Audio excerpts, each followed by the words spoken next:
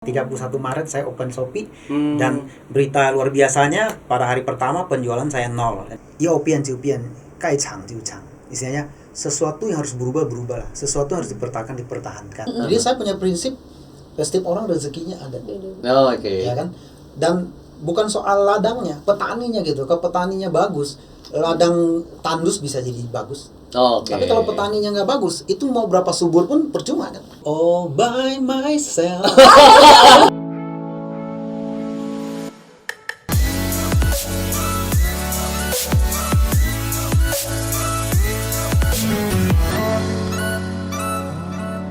Halo sobatnya, berjumpa lagi bersama saya Satria Mega sebagai host dan ditemani oleh teman cantik saya Sylvia Noviani sebagai co-host. Kita bertemu lagi dalam acara BPJS, yaitu Bincang Penjual Jadi Sukses. Jadi kembali ya, kita ingatkan bahwa acara BPJS ini adalah acara di mana kita bisa menggali berbagai potensi ya. Pastinya. Betul, potensi dari Sobat Mea yang udah berbisnis. Dan kalau misalnya Sobat Mea mau belajar tentang bisnis secara real ya, karena kita banyak mendatangkan banyak sekali bintang tamu, betul, penjual-penjual yang sudah melanglang buana nih. betul, stepnya itu udah panjang ya. Jadi kita itu memang bintang tamunya itu akan selalu disortir dari dia itu yang sudah berproses ya. Iya, yang sudah punya pengalaman up and down Up and down terutama, Iya. betul.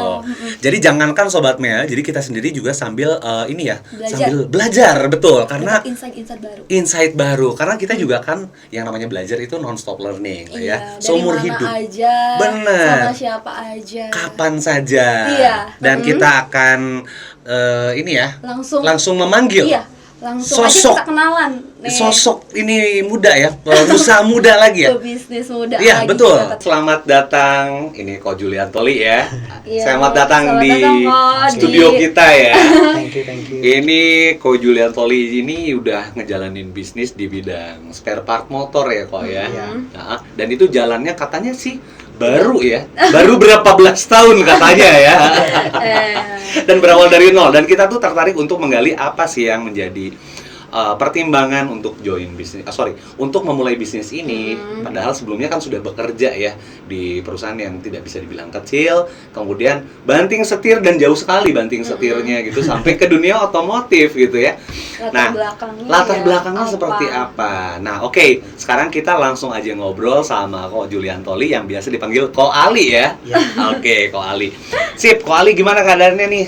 Sehat-sehat selalu dong pastinya ya. Iya, gimana nggak sehat? Datang langsung pemanasan, bro. Oke, langsung pemanasan. Oke. Iya. Benar. Jadi for your information gitu, kita biasanya kalau misalnya menerima tamu itu langsung disuruh duduk.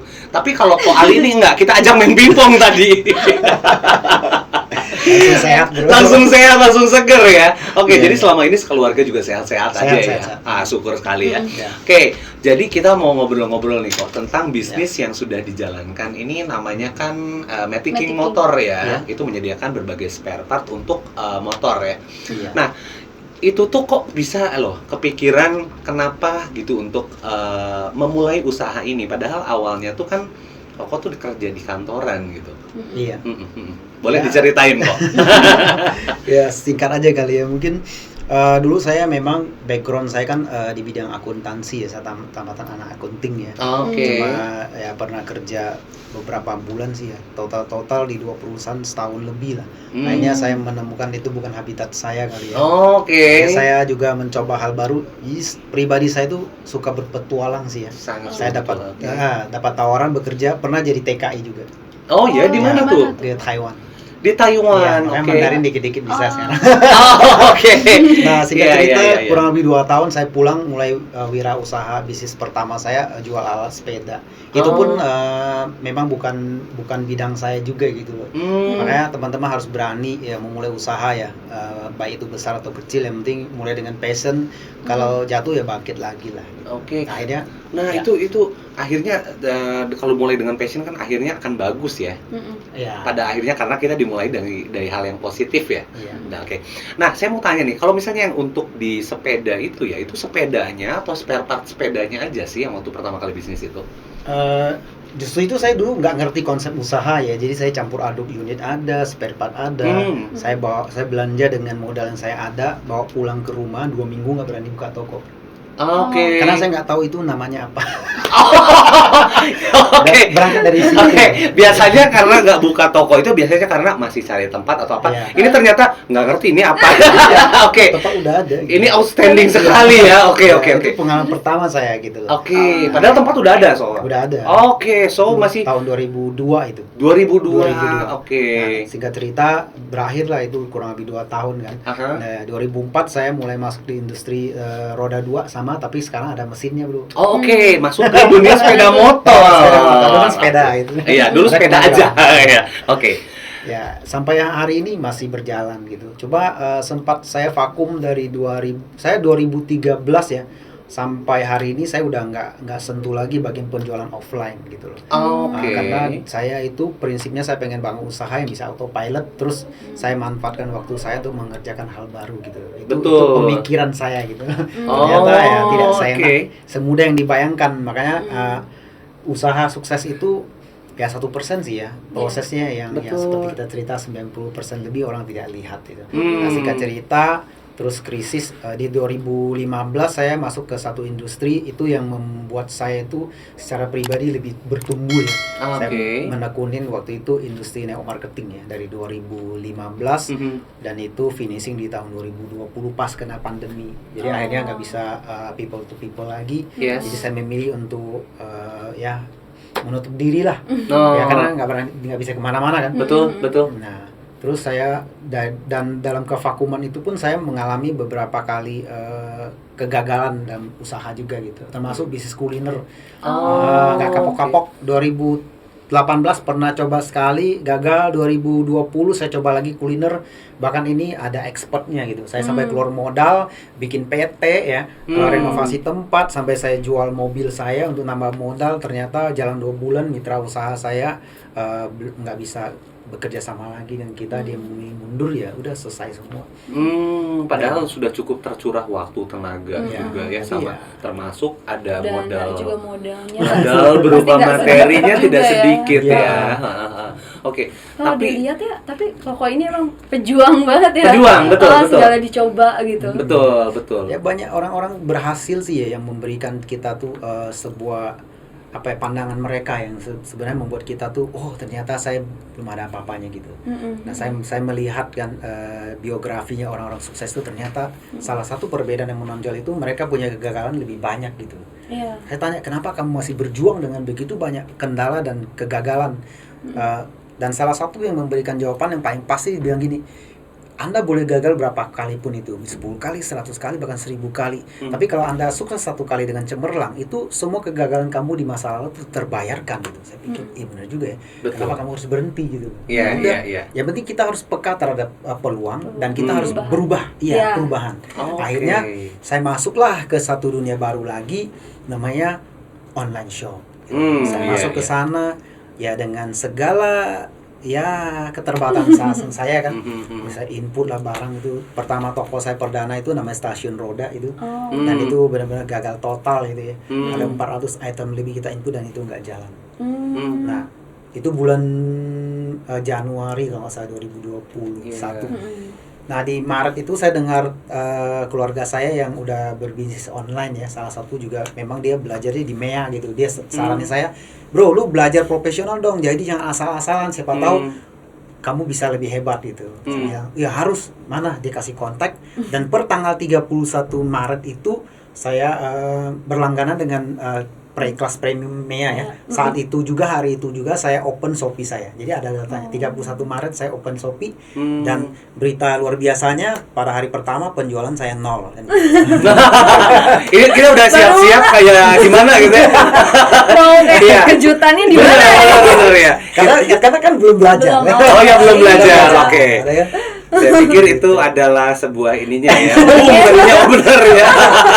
Kaget saya. Ternyata bad news is the good news ya. Ya memang seperti itu ya, ketika mulai belajar gitu ya, orang-orang kadang-kadang kan mengharapkan hasil yang instan gitu ya. Ketika memulai usaha apalagi yang masih coba-coba gitu ya, mungkin belum ada terdapat pengalaman di situ gitu.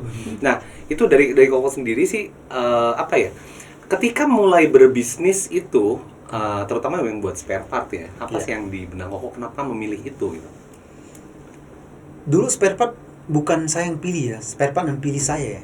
Gitu. Jadi hidup saya tuh kadang-kadang saya tuh percaya namanya intuisi, tidak ada yang kebetulan gitu. Betul. Karena ilmu saya sesungguhnya akuntansi. Jadi kalau saya hanya mengaplikasikan apa yang saya tahu, berarti kita tuh kayak robot banget sih gitu. Padahal manusia ini kan cerdas. Kita juga orang Indonesia kan secara religius kan percaya gitu, hal-hal yang kadang-kadang ada yang atur gitu kadang-kadang. Maka saya sangat percaya dengan intuisi saya gitu. Jadi ketika sesuatu yang baik, saya sambut dengan baik. Terutama waktu itu kerjasama dengan Mea, saya merasakan ini sesuatu yang baik kan, dan kita kerjasama beberapa kali dan memang hasilnya luar biasa juga gitu loh. Jadi kadang-kadang kita jangan, banyak orang tuh merasa apa ya, hidup itu di masa lalu dan masa depan gitu. Jadi ibaratnya masa lalu dipikir, wah dulu saya begini loh, sekarang kok begini amat sih gitu. Kayaknya baperan kan gitu. Iya. Ada juga orang ketakutan, ke depannya gimana sih, nanti kalau itu gimana, kalau rugi gimana, kalau nggak jalan gimana. Nah itu membuat kita tuh akhirnya nggak ada energi lagi untuk takut melangkah akhirnya ya. Hidup aja hari ini, lewatin proses apa yang kita lakukan hari ini, itulah persiapan kita untuk ke depan. Oke, seperti kata Alkitab ya. Gitu ya. Kata Alkitab kan begitu ya. Nah, cukupkanlah misalnya ya sesuatu yang ini untuk hari ini ya. Karena besok ada lagi kan. Maksudnya kesulitan-kesulitan untuk ke depannya gitu. Tapi tentu saja kan yang di atas nggak mungkin ngasih kesulitan terus dong. Sebetulnya berarti dari kesulitan yang kok hadapi selama ini, nah setiap pengusaha nih udah beberapa kali kita ajak ngobrol ya. Ada satu ini ya, ada satu kesamaan. Betul, struggle gitu ya. Pasti. Betul. Jadi mentalnya tuh mental pejuang gitu. Nggak kebayang ya ketika bekerja itu kan udah stabil kok. Kenapa tiba-tiba dapat insight pengen bisnis aja deh. Memang sih ada kendala-kendala di mana itu tuh kok saya dapat kredit, saya nggak dapat kredit, malah atasan saya yang dapat kreditnya ketika ada satu kerjaan tuh bagus gitu. Selain dalam tanda kutip ya kekecewaan gitu ya terhadap sininya sendiri, tapi ada nggak sih kayak panggilan lain untuk berbisnis? Nah, bener. Saya akhirnya apa ya, manusia kan kadang-kadang dalam filosofi kita orang Tionghoa gini. Saya pakai bahasa aslinya boleh? Silakan. Biar pada nggak ngerti. Jadi gini, dalam suku Tionghoa ada pepatah gini. Yao pian jiu pian, kai chang jiu chang. Istilahnya sesuatu yang harus berubah lah. Sesuatu yang harus dipertahankan. Gitu. Terus ada lagi istilahnya Jiujong, Caojong, Mojong, Cao Sesong. Istilahnya, kalau ada contoh dalam masyarakatmu, dalam keluargamu yang baik, bernilai, kamu ikutin. Tapi kalau tidak ada, kamu harus belajar di luar. Gitu. Betul. Jadi dalam masa pencarian saya tentang rezeki, dalam arti mencari uang gitu ya, saya mengalami transformasi beberapa kali. Taunya dulu sekolah untuk cari pekerjaan, nabung, beli rumah, berumah tangga, dan seterusnya gitu kan. Akhirnya saya lihat mainstream banget gitu, kayak nggak seindah seperti itu deh. Banyak orang-orang mereka kerja akhirnya seperti zombie ya. Bukan berarti saya menjelekkan orang bekerja ya, bukan ya, karena saya sendiri juga berangkat dari ekonomi menengah ke bawah dan saya sangat menghargai teman-teman yang bekerja gitu ya. Cuma maksud saya melihat opsi itu, saya ngambil keputusan. Mungkin sebenarnya ini ya lebih ke orang kalau bekerja tapi tanpa passion sendiri, dia berjalan seperti robot ya, seperti zombie. Jadi gak ada tujuan ke depannya seperti apa ya. Jadi pola pikir pengusaha kan berbeda ya.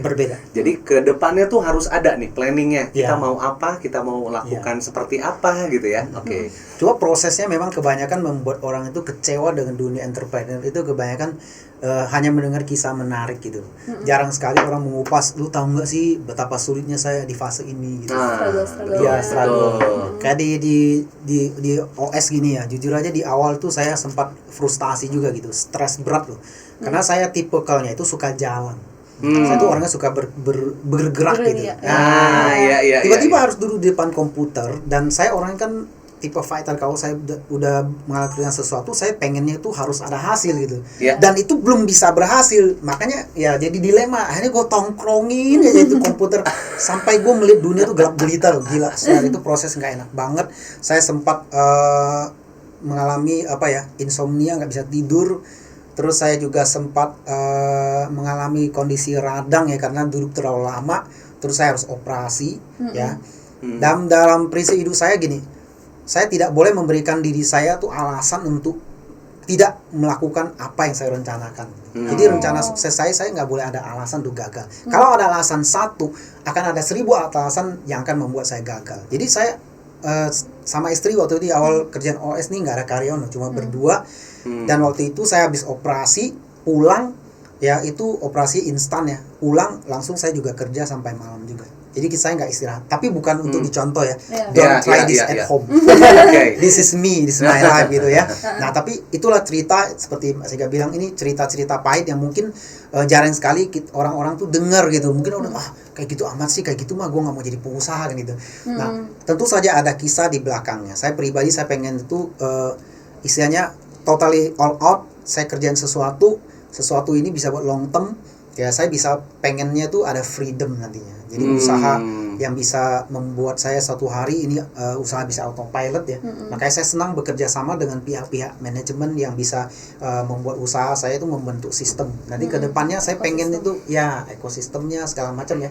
Akhirnya saya bisa dapatkan freedom. Kalau enggak kita punya banyak uang, usaha gede, terus kamu terpaku di situ. Itu kan orang-orang bilang bukan orang kaya, itu namanya orang miskin, terbelenggu terbelenggu di dalam kekayaan gitu loh. Itu juga nggak keren kali. Iya. Yang lebih keren itu sih lebih punya ini ya ada kegiatan untuk berpikir yang lebih besar mungkin ya ketika bisnis itu udah berjalan dengan autopilot ya. Oke. Nah ini menarik banget nih. Jadi saya lihat ini emang penuh antusias nih setiap kali kita berbincang sebelumnya juga ini selalu penuh antusiasme nih. Nah kalau misalnya dari Ko Ali sendiri nih, kalau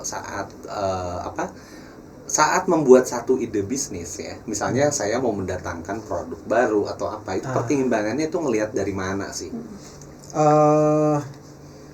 Awalnya sih saya berangkat dari satu brand ya di spare part saya waktu itu memang mewakili dipakai oleh pabrikan terkenal dunia ya waktu itu ya, Harley Davidson waktu itu kan.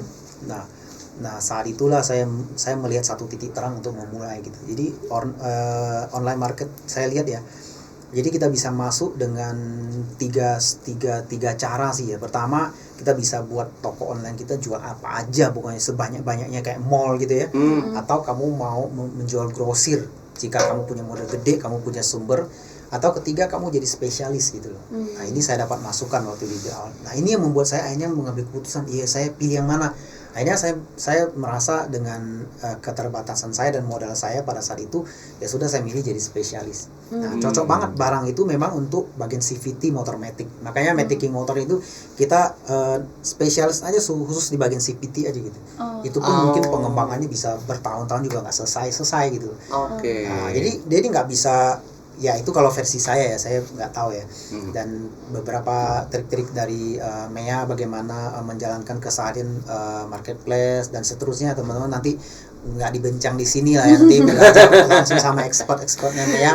Mereka adalah para mentor saya. Ya, ikut kelas pasti bisa dapatkan apa yang kita raih gitu. Karena kemarin saya diminta tim manajemen ngisi data, dibilang setahun omsetnya berapa. Saya bilang, Kak Silvi, saya belum setahun gimana? Belum setahun. Iya, kita juga cukup shock ya kalau misalnya dilihat, karena kita data yang masuknya. Benar, kita itu kan pengguna bidang tamu itu memang yang sudah ada proses yang bertumbuh gitu dari usahanya, dan kita itu lihat memang tokonya Ko Ali ini bertumbuh, perkembangannya dan pesat gitu ya. Seperti itu, makanya kita juga kayak penasaran gitu, yang dilakuin tuh apa aja gitu kan di dalamnya itu. Karena kalau misalnya kita kan kayak tutor, ya udah cuma ngasih step by stepnya kayak gimana, tapi betul, menganalisis dari sisi kita gitu. Sementara tetap aja kan eksekutor di lapangannya tetap dari pemilik, ownernya sendiri. Bener. Nah seperti itulah. Nah ini makanya nih, ini nyampe berapa sih omsetnya sampai kemarin deh per bulannya nyampe berapa sih kalau di rata-rata? Kalau di beberapa marketplace total 300 lebih lah. Dalam sebulan ya. 300. Ini bukan 300.000 ya. Ini 300 juta ya. Jangan kaget ya. Saya aja yang kaget. Oke. Ini 300 juta ya. Dari satu marketplace atau keseluruhan? Dari 3 marketplace. Dari 3 marketplace. Oke, jadi masing-masing kalau rata-rata tuh sekitar 100 juta ya. Enggak. Memang dominan di Shopee. Dominan di Shopee. Jadi Shopee lebih dari 50%. Oke, jadi sekitar 200-an, yang lainnya menyumbang nilai sisanya ya. Oke, tapi cukup besar loh, karena yang namanya ini kan Koko tuh fokus di spare part motor ya, yang mana harganya pun tidak sampai jutaan kan yang dijualnya ya. Kalau saya nggak salah nih, tolong koreksi kalau saya salah. ini tapi berarti kan main di volume ya, segitu banyak volumenya loh gitu. Nah jadi apakah ada banyak resellernya kah, atau dropshipper kah, atau mungkin dari relasi-relasinya banyak di offline-nya dan diarahkan ke online atau gimana? Nah jujur aja ya, online ini kita totally different dengan yang sudah kita lakukan sebelumnya. Ini benar-benar murni penjualan retail loh ini. Jadi yang kayak bengkel-bengkel ngambil sama kita sih ada ya, cuma volumenya sangat sedikit ya. Belum bisa mewakili ya, kurang dari 10%. Ya, 90% lebih retail. Makanya sama Kak Ray kita dikasih chance, Kak, capek nggak lu volume gede gitu, naikin nggak ini omset? Boleh, gue bilang, udah dikasih ide lagi nih. Makanya kita kan target, kita kan lagi kerjasama eksklusif dengan MEA juga ya. Jadi memang kita lagi targetin di angka 500 juta gitu. Jadi saya merasa tertantang sekali ketika Coach Johan mengatakan, oh kalau angka segitu mah mudah kalau kamu kerjasama dengan MEA gitu. Jadi akhirnya bener nih, ya udah. Nah kita baru mulai berjalan sekitar sebulan ya. Ya, betul. Terus lagi diusahakan lah istilahnya ya. Ini kan masih nyaman-nyamannya awal tahun gitu. Kita masih belum tahu ya. Cuman so far saya banyak belajar ketika bekerja sama yang ada program baru namanya Scale Up ya. Ya itu memang beda banget ya. Karena saya banyak belajar ternyata ada sesuatu yang di luar kayak sifatnya yang general gitu. Karena teori boleh sama gitu kan, dan praktek kan kadang-kadang praktek lapangan kan lebih ke taktisnya kan gitu. Turun hari ini gini, harus begini. Nah hal-hal kayak gitu kan kita kan kalau tidak secara eksklusif kan tidak bisa dapatkan itu gitu. Makanya saya prinsipnya kalau pengen sukses satu bidang ya kita harus jadi murid yang baik dulu gitu. Oh iya, betul. Jadi kita harus menyerap semuanya dulu. Kita harus rendah hati. Betul. Harus itu. Makanya ketika di MEA saya menempatkan diri saya itu benar-benar nol. Ya, saya gelasnya saya kosongin habis. Pokoknya istilahnya kalau tim manajemen bilang saya lompat ke parit, saya juga ke parit ibaratnya gitu. Tapi nggak gitu ya. Tapi kita bukan pelatihan security bukan. Tapi sebenarnya ini unik loh Pak. Karena kan kalau misalnya owner deal atau spare part tuh identiknya tuh dengan produk pria. Sementara untuk si yang orange itu kan kita kayak identik dengan produk-produk wanita. Ya, itu karena itu ada pasarnya tuh persaingannya gimana? Betul, ada analisis seperti itu sih kok. Jadi di marketplace yang warna orange itu memang 60% itu dikuasai oleh pasar yang memang banyak si konsumen itu wanita. Ini kok dengan PD-nya nih seorang kok Ali ini gua mau masuk yang pasarnya cewek deh, jual produk yang banyak pakai motor kan ya cowok kan gitu. Kenapa sih gitu? Dan bisa kayak sukses juga maksudnya jarang gitu. Betul. Kita juga dapat klien biasanya kan kayak skincare, tiba-tiba waduh juga pas copywriter pertama dan masuk pertama dan sampai saat ini satu-satunya betul. Jadi kita juga sebenarnya banyak belajar. Betul, sebetulnya kita banyak belajar. Iya, gue ngerti gue. Ada langsung copywriternya khusus, ada cowok khusus. Iya, copywriternya pun kita ada anak motor. Jadi serius ini begitu kita kerja sama, gua bener kayaknya nggak ada deh. Kita nggak ada teman yang sebelumnya mengerjakan dan itu. Dan mengerti juga kan, agak susah gitu. Kita pengguna nggak tahu isinya apa ya. Agak kaget pas awal masuk dan Shopee gitu jadinya. Nah, gimana nih kok memutuskan kok bisa memilih yang orange ini padahal isinya tuh banyak konsumennya cewek. Gini loh ya, dulu di industri terdahulu saya juga memang terjadi hal-hal seperti ini ya. Ya mungkin saya ditakdirkan hidup seperti itu kali ya. Saya kasih contoh ya. Dulu pertama kali saya interview kerja itu saya konyol. Itu saya diwawancaranya untuk kerjanya apa, dapat kerjanya apa gitu. Terus terakhir di industri saya yang sebelumnya membesarkan nama saya di panggung Indonesia waktu itu ya. Saya gedenya di kota yang memang nggak ada yang mau gitu loh. Kota Batam itu kan pertama kali perlu di booming dan di situ udah selesai kata orang. Dan yang 001 dan organisasi terbesar itu ada di sono gitu. Jika ada yang mau pergi di sana bakal mental gitu. Ibaratnya kalau di kota lain nih itu masih virgin, masih belum ada yang tahu. Masih ada ruang ya. Iya, ini jurusnya semua udah ada gitu. Ibaratnya dari Muay Thai sampai MMA tuh ada. Lu kalau kesana lu pasti gitu ya. Lu bakalan babak belur gitu. Jadi saya punya prinsip setiap orang rezekinya ada. Oh, oke. Ya kan? Dan bukan soal ladangnya, petaninya gitu. Kalau petaninya bagus, ladang tandus bisa jadi bagus. Tapi kalau petaninya nggak bagus, itu mau berapa subur pun percuma kan? Iya, gagal lagi ya. Makanya kita mindset benar. Jadi kadang-kadang kita jangan salahin tempat belajarnya. Contoh ya, kadang-kadang saya kan juga di grup ya, saya nggak ada niat untuk menghakimi atau apapun. Ini hanya masukan buat teman-teman. Jadi kalau merasa mentok sesuatu itu, kita lebih baik koreksi gitu daripada kita itu komplain gitu. Salah satu hal yang paling tidak berguna dalam dunia usaha itu komplain. No use at all. Kalau konsumen boleh komplain, kalau pengusaha nggak boleh. Ya, pengusaha cari jalan. Karena saya begini, solusinya bagaimana sih? Observasi ke diri sendiri lagi. Bertanya gitu. Jadi bertanya jangan mempertanyakan. Kan bertanya. Ini kuat baru dia, penuh filosofi. Tadi kan jeda, sekarang. Betul. Jadi bijak melangkah yang sebelumnya. Sekarang filosofinya seperti itu ya. Lebih baik bersemangat dan bertanya, jangan mempertanyakan. Benar kan? Kalau udah bertanya, padahal dia nggak mengharapkan jawaban, dia hanya ingin mengkritik terus dan mengkomplain. Kadang-kadang kita perlu belajar lah gitu. Kalau memang itu tidak ada hasil, kalau kita komplain dulu juga komplain gagal. Kenapa nggak sekarang ini kita ngubah konsep? Karena dulu saya juga pernah ngalamin satu situasi dan saya juga belajar bahwa ternyata komplain itu tidak ada manfaat. Lebih baik bertanya dan kita belajar. Lakukan aja. Dan prosesnya jam terbang itu menentukan. Ya, contoh kita mungkin orang bertanya, apa sih rahasia sukses making motor? Mungkin tempat belajarnya sama, tapi yang beda adalah Anda sanggup nggak bangun pagi jam 5 jam 6 ya. Lu tongkrong itu toko ya, lu kerjain semuanya. Ya kan? Terus lu sampai nggak ada limitnya gitu. Saya sempat sampai 20 jam, saya pernah mungkin hampir 24 jam loh di awal-awal. Ya, sekali lagi don't try this at home kan gitu. Iya. Tapi this is me, this is my life. Gitu. Betul. Jadi jangan batasin diri kita, limit Anda berapa, kerjakan. Ya, ketika Anda bangun harus penuh dengan antusias, semangat dan target. Ketika Anda mengakhiri hari, ya, akhiri dengan rasa bersyukur. Baru ada energi lagi di besoknya. Betul. Jangan terbalik gitu loh. Jangan bangun tidur udah lemes aja, nanti udah malam planning terus besok lemes lagi, kan banyak orang siklusnya terbalik. Jadi lupa untuk ininya ya, kalau planning terus kadang orang terbuai. Eksekusinya malah tertunda atau malah tidak dilakukan sama sekali ya gitu. Ini menarik juga nih. Nah, kalau misalnya seperti itu nih di awal-awal bikin toko online, ini mulai dari kata U-nya aja kayaknya udah enak banget bro, swear. Karena mungkin kalau motor matic ini kita tuh ikut perkembangannya. Kita dari awal gitu.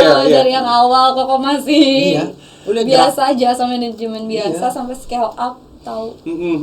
Jadi itu di dalam tokonya sendiri siapa aja sih yang ngerjain berbagai hal terkait storage barangnya dan lain sebagainya, itu siapa aja? Pembukuan ya kayak lagu bro, all by myself gitu.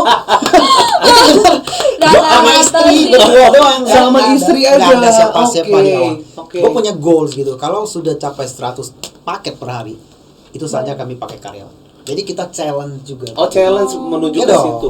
Berarti ada angka tertentu yang nanti setelah nyampe ke sini, yuk kita ini cari karyawan. Terus gitu. 200 paket 2 karyawan. Dan sekarang 3 karyawan. 3 karyawan. Jadi harapan kita rutin 300. Ini next goals kita ya. Ini nanti habis ini PR kita bareng nih. Kan kita pengennya nanti di Big Sale itu pengen tembus 1000 paket. Ya. Goals kemarin kita kan 700.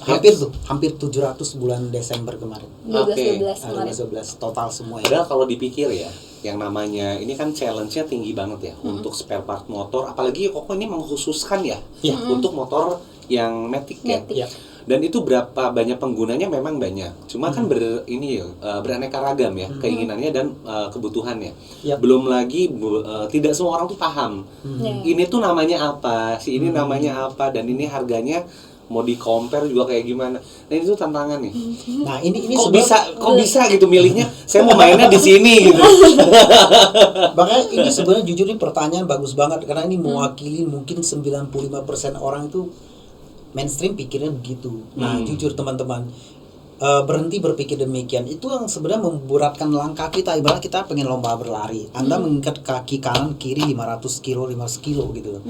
Anda belum tahu medannya seperti apa, hanya dengar kata orang seperti ini lalu Anda belum berperang sudah kalah duluan gitu. Nah Jadi saya percaya dengan namanya the law of attraction gitu. Jadi apa yang kamu yakinin ya ketika kamu lakukan sejalan dengan yang lu pikirkan, effort yang lu berikan segede gitu, keyakinan lu sebesar itu hasilnya akan seperti itu. Gue merinding kalau ngomong seperti itu karena saya sudah membuktikan beberapa kali target saya tuh jujur nggak masuk akal. Kalau target masuk akal itu bukan target namanya, itu kegiatan rutinitas. Kegiatan sehari-hari, betul. Goals itu harus membuat kamu tuh merasa tidak nyaman, membuat kamu tuh sempat ragu, kaget, bingung, stres mungkin ya, kepikiran. Kan ada good problem. Saya anggap itu good problem, sesuatu masalah yang baik gitu. Jadi challenge itu membuat kita bertumbuh. Kalau tidak kan kita ya nyaman aja gitu. Udah 100 paket santai gitu ya. Santai, cukup puas di situ. Tapi itu memang di ini juga ya. Maksudnya saya juga ada beberapa perusahaan yang pernah saya tangani sebelumnya. Jadi beberapa perusahaan ini kebetulan perusahaan luar nih dari Hong Kong. Itu juga sama. Jadi ketika ada bertubi-tubi nih masalah gitu ya, bertubi-tubi masalah, apalagi kita dengan meningkatnya jumlah klien yang ada, masalah semakin banyak dong. Oh pasti. Ya kan, pasti. Lebih banyak dan beraneka ragam. Semakin banyak aneka ragamnya muncul. Betul. Kayak varian corona aja. Tapi yang selalu dikatakan sama si director untuk Asia Pasifik cuma satu. This is positive stress. Jadi semua yang terkait sama pekerjaan dan bisa bikin kamu susah tidur sampai malam harus lembur, tapi kan positif. Ya, bukan sesuatu yang kayak misalnya kita mikir malam-malam susah tidur gara-gara misalnya nih, nih kita masih kepikiran besok makan apa. Nah, itu bahaya. Itu kan yang sangat bahaya ya untuk pengusaha, apalagi kepikiran besok saya harus kayak gimana lagi. Karena pengusaha pasti ada beban di mana selalu harus mencari ilmu yang baru dan sama ada tanggung jawab di bawah dia. Apakah itu yang kau rasakan, kayak misalnya karyawan gue tuh kayak jumlahnya segini nanti harus nambah lagi dan mereka harus ditingkatin ilmunya gitu. Nah, gimana? Jadi contoh ya, kadang-kadang istri saya kan dulu kan punya pemikiran lebih memilih bekerja daripada berwirausaha gitu kan. Jadi dia tanya kenapa harus berwirausaha. Nah sebenarnya wirausaha itu sebenarnya kadang-kadang bukan hanya bicara apa yang kita dapatkan. Jadi orang yang mengambil keputusan jadi wirausaha itu ibaratnya yang kadang-kadang orang panggil bos itu kita menafkahi orang gitu. Ya di satu titik tertentu kadang-kadang ya saya itu kondisi kita pengusaha nggak selalu nyaman loh ya. Saya kondisi pas corona itu industri saya yang terdahulu waktu income-nya berhenti, konvensional saya juga mengalami penurunan berat, karyawan saya pilihannya harus saya pecat atau saya teruskan. Jadi saya memilih meneruskan karena ketika mereka kehilangan pekerjaan mereka bisa lebih sulit lagi bersama-sama dengan kita sekian lama gitu. Padahal jujur aja format cara kerja workshop saya itu udah nggak cocok di zaman now. Jadi saya sehabis ini saya juga lakukan transformasi gitu. Jadi nanti kita akan buat pemasaran online juga jasa kita. Ini jadi challenge kan. Iya. Oke. Jadi ditambah lagi dong ya asupan ilmu untuk ininya juga nanti untuk karyawannya ya. Jadi harus di-upgrade ya. Ya, karyawan perlu sebenarnya banget. Jadi transformasi ilmu juga nih dari bosnya ya. Iya. Juga nanti ke depan kalau ramai kan kita juga perlu pihak ketiga kalau ada pelatihan gitu kan. Jadi kita juga karena waktu eksklusif kita sebenarnya kita sebagai seorang pemimpin di organisasi kita kan kerjanya banyak ya. Kita harus deal-dealan dengan distributor, harus pantau kompetitor, pantau perkembangan stok saat ini, tren saat ini seperti apa, penjualannya, program-programnya. Jadi lebih bijak kalau kita ada pihak ya ke depan mungkin bisa bantu untuk training karyawan gitu. Makanya saya merasa terbantukan sekali dengan kehadiran salah satunya ya tim Maya ini gitu. Kan ada programnya bro. Oh iya. Iya. Ada. Terus. Oke. Jadi gini, kalau misalnya kan bisnis online-nya sih kita bisa sama-sama lihat ya, karena ini memang ada kerjasama dengan Mea. Tapi untuk yang offline-nya sendiri jalan nggak sih? Masih jalan, cuma marketnya terus tergerus gitu. Jadi semakin hari marketnya semakin kecil. Karena kan dulu kan awal-awal 10 tahun yang lalu let's say kita penjualan harian aja sehari itu jutaan omsetnya, jual barang orang belanja toko kita gitu. Kalau sekarang hampir nggak ada gitu. Paling ya orang-orang emergency aja lagi butuh banget nih, motornya lagi rusak baru terpaksa lah istilahnya ke bengkel. Atau mereka yang masih mindsetnya konvensional, mereka belum update lah istilahnya. Dia taunya cuma ke bengkel ya. Dan orang-orang seperti itu kan semakin hari semakin sedikit ya. Betul. Makanya ya berubah lah ketika memang harus saatnya seperti ini ya, harus lewat online ya, kita harus lakukan. Termasuk transformasi jasa juga kan. Sekarang kan kita lagi gagas nih pengen mekanik online, jadi kita menyediakan jasa dari bengkel ke rumah, bukan orang rumah ke bengkel. Jadi kita servis bengkel yang samperin ke saya. Home service. Home service ya. Jadi bangun konsep home service. Oke. Untuk mobil, untuk beberapa sih mungkin ada ya, kita pernah dengar ya. Tapi untuk motor sendiri, oh tidak ada sih. Luar biasa. Saya orangnya padahal up to date ya. Tapi untuk motor sendiri, karena gini ya, kalau motor tuh kayak misalnya gampang, padahal ternyata tidak. Makin kesini kan makin rumit ya untuk motor, terutama motor matic. Jadi sampai sekarang ini saya sendiri motor matic sih masih apa ya, udah deh ke bengkel aja. Otak-atik sendiri ini banyak banget yang harus dibongkar ya. Enggak deh kayaknya gitu. Nah tapi memang itu salah satu mungkin yang jadi ini ya, jadi dasar pemikiran bahwa oke, nanti kedepannya akan begini dan begitu ya, termasuk tadi home service itu ya. Itu keren, gagasan yang keren sih. Cuma mungkin kalau home service nanti kedepannya akan si kotak-kotaknya juga mungkin menyesuaikan ya Pak ya. Oh iya, pasti nanti yang penting garis besarnya ada dulu ya. Technical pasti akan ada penyesuaian. Yang penting there is a will, there is a way kan. Dimana keinginan pasti ada jalan. Yang penting itu dulu. Jadi secara garis besarnya sih bakal ngelakuin ini, tapi biasa ya. Teknis menyusul. Kalau untuk seorang CEO biasanya gitu ya. Begitu. Benar. Nanti bisa kerja sama ini mungkin kayak Gojek gitu kan, Gojek ada layanan yang spa. Bisa. Betul. Kalau mereka buka segmen kami yang pertama daftar, gue udah minta teman-teman lagi hunting nih, buka nih, kalau di mana buka kita masuk. Iya benar. Kalau nggak ada kita bikin dulu. Oke, balik lagi nih, berarti selalu ada kepekaan ya ketika inovasi.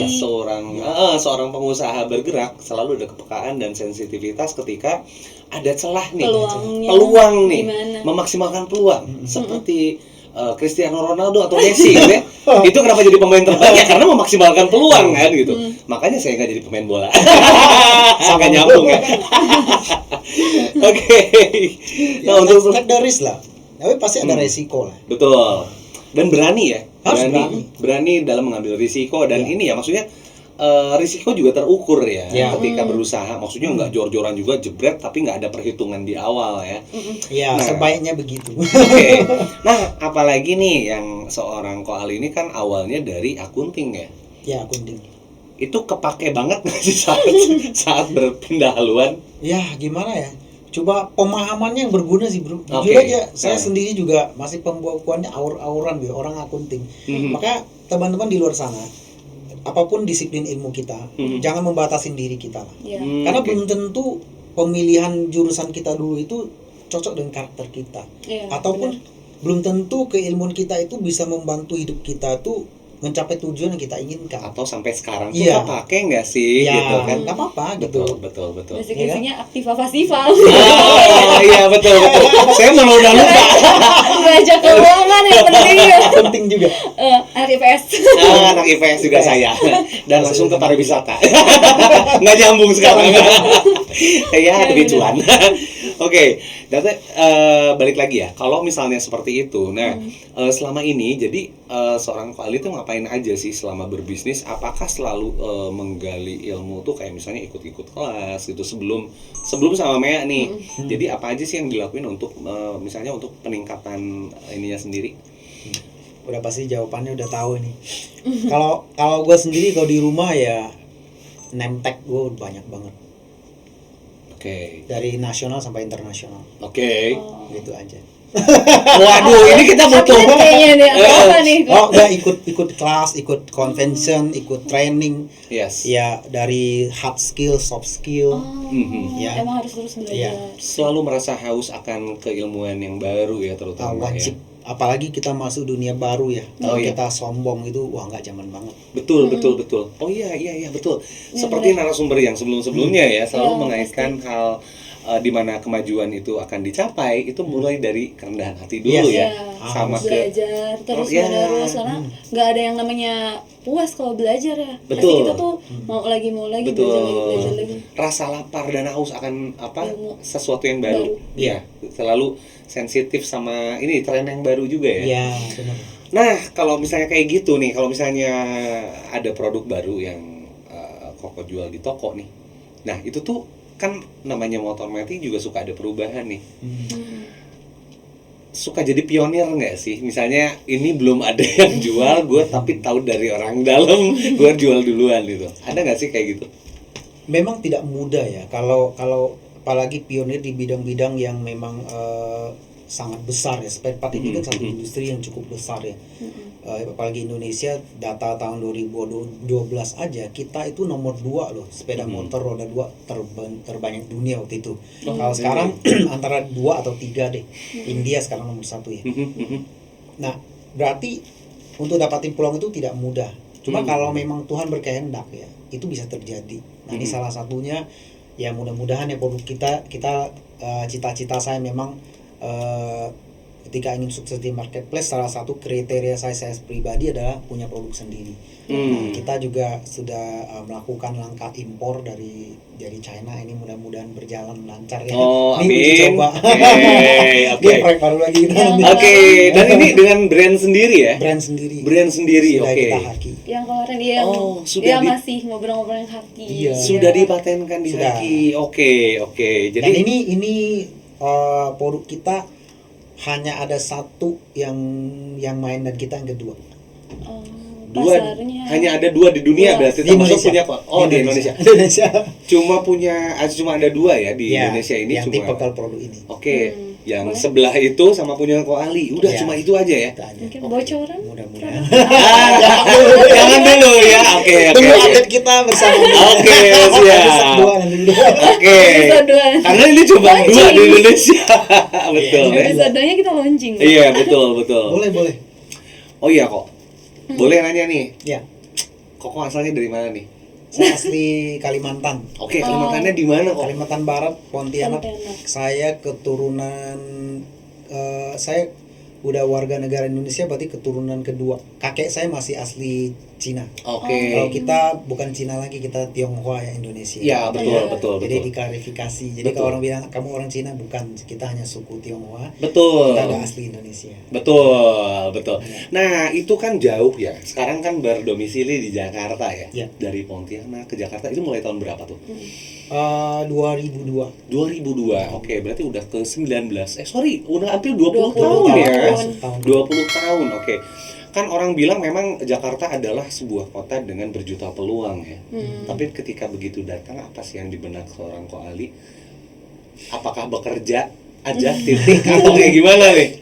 Saya itu waktu itu dengar teman, kebetulan ada saudara saya katanya di Tangerang itu ada usaha bagus katanya waktu itu.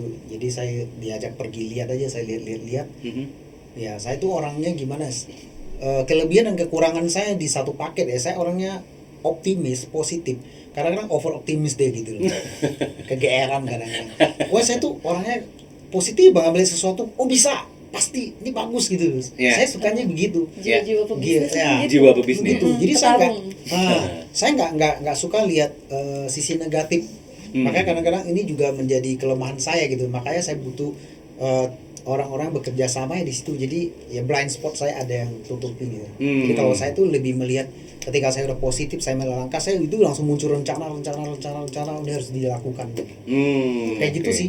Jadi saya nggak peduli soal kompetitor, soal kesulitan apa yang harus dihadapin gitu. Karena kita udah tahu tujuan akhir. Maka jadi kalau pengen sukses tuh saya belajar dari beberapa orang yang sudah berhasil dan mereka bilang persamaannya salah satu orang harus punya goals, punya impian, cita-cita ya sejenis itulah yang bisa membuat kita tuh fight untuk itu. Karena kalau nggak ada kita akan gampang kehilangan arah, teralihkan, kehilangan motivasi dan macam-macam lah kayak gitulah. Fokus ya, tetap fokus ya sama tujuan. Nah ini lagi nih sama di bisnis yang udah dijalanin sekarang, pernah ngerasain nggak sih ada stok ini kok nggak jalan-jalan, nggak keluar-keluar nih, lambat sekali pergerakannya untuk terjual gitu, pernah nggak kok?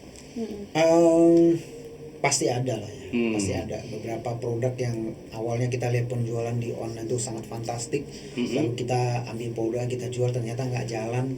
Nah ini namanya pengalaman ya. Jadi ternyata di market itu kan ada kadang-kadang memang lagi tren, kan ada produk yang sifatnya tren, ada produk jangka panjang ya, ada produk perawatan macam-macam, tipikalnya itu karakternya beda. Jadi ya kalau teman-teman yang belum mulai, saran saya nggak usah terlalu banyak analisa deh, kerjain aja dulu. Yang ketiga itu bisa lu jangkau, bekerja sama, teknikalnya benerin dulu, masuk pengalaman, nanti lama-lama akan dapat kok. Akan dapat nanti produk mana yang bisa jalan, udah itu fokus di situ. Karena kadang online ini ya, percaya nggak percaya, kenapa saya lebih banyak bahas tentang hal-hal yang di luar teknikal. Karena teknikal saya rasa zaman now overall kurang lebih sama lah, orang udah ngerti. Tapi kenapa hasilnya beda? Iya. Kan gitu. Ya. Betul. Aneh loh. Contoh ya, gue jual A, orang itu jual A. Ini laku banget. Ini gak laku-laku. Padahal harganya sama, judulnya sama, gambarnya mirip-mirip, dia copy dari produk saya, deskripsinya sama. So apa yang membedakan? Kan gitu, iklannya sama, kan pernah kan kita kenapa ya saya Iya betul. Kadang-kadang yang kayak gitu-gitu yang menentukan percaya nggak percaya. Hasil itu kadang-kadang pengaruh dengan keyakinan dan upaya kita ya. Betul nanti tercermin juga di hasilnya ya, ketika kita usahanya lebih dari yang lain. Oke. Kalau ngomong-ngomong soal yang tren nih kok pernah kayak salah memprediksi trennya juga nggak? Misalnya kayak aduh ini pasti nih produk ini tuh boom banget kalau ini kayaknya bakal laku banget pernah. Tapi ternyata pas di pasaran kurang bisa diterima. Gila ya, gue jauh-jauh dari Pontianak ini nggak laku. Nah, gimana tuh itu?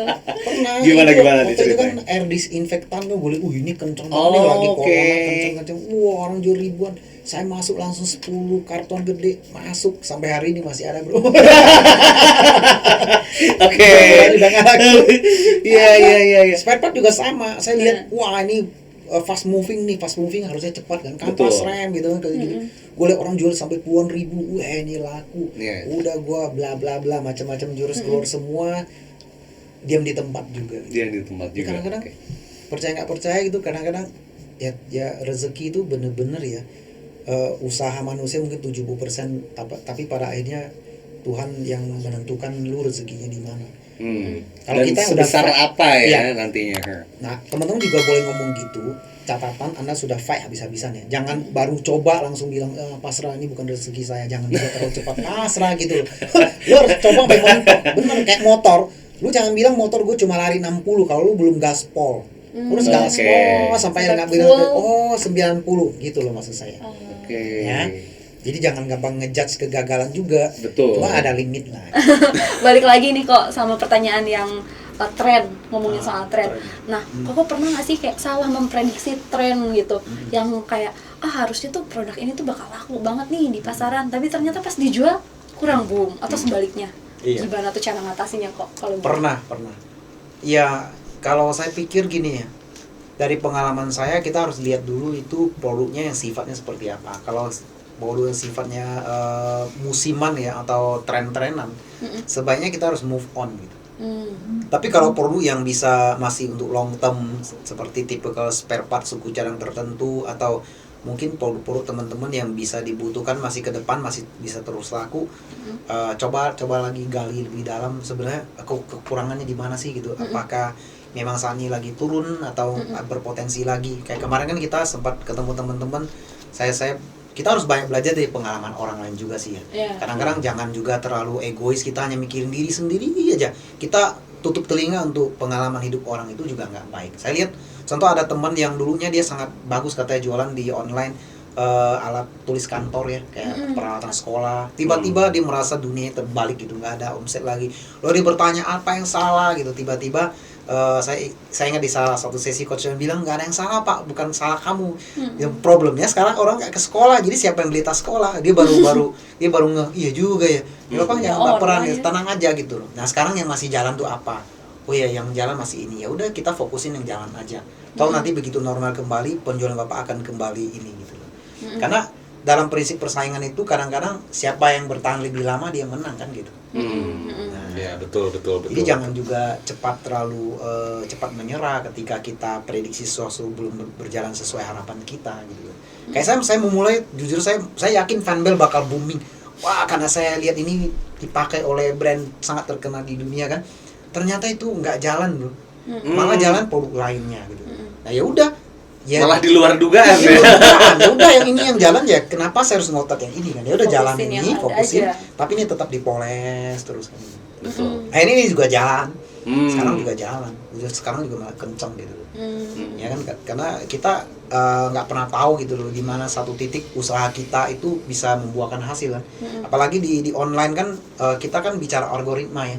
Seberapa sering kita tampil, seberapa banyak orang nge-like, ya seberapa sering kita eksis. Jadi banyak faktor yang bisa mempengaruhi. Ya, jadi jangan mudah ngejudgment kalau itu nggak jalan. Kecuali memang barang tren. Saya pernah kejebak barang tren. Ya sekarang ya istilahnya dulu air disinfektan, ban steril udara kan orang takut, oh ternyata corona bisa terbang. Dulu kan pikiran gitu. Sekarang orang nggak percaya kayak gitu-gitu lagi ya.